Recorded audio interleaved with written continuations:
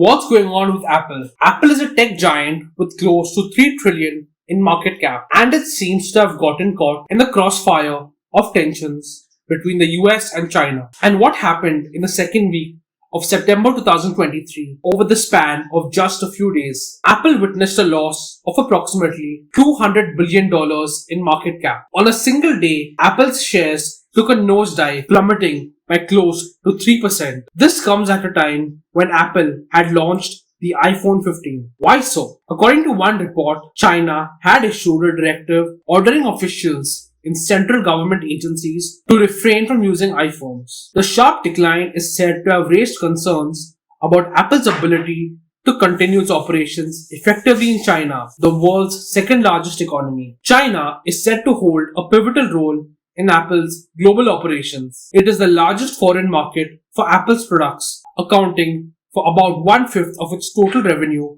in 2022. Experts estimate that more iPhones were sold in China than in the US in Apple's recent quarter, and a significant portion of Apple's iPhones is said to be manufactured in Chinese factories, even as countries are trying to reduce their reliance on China. That being said, a Chinese Foreign Ministry spokesperson has stated that products and services from any country were welcome to enter the Chinese market as long as they comply with Chinese laws and regulations. The supposed ban also is set to coincide with the release of a new flagship smartphone by the Chinese tech giant Huawei, which is set to rival the capabilities of the iPhone. And the US government had launched an investigation into the new Huawei smartphone. This was to probe whether the phone bypassed American restrictions on semiconductor exports. US President Joseph Biden had signed an executive order to impose regulations on US high-tech investment in China. If the Chinese government bans the use of iPhones overall in China,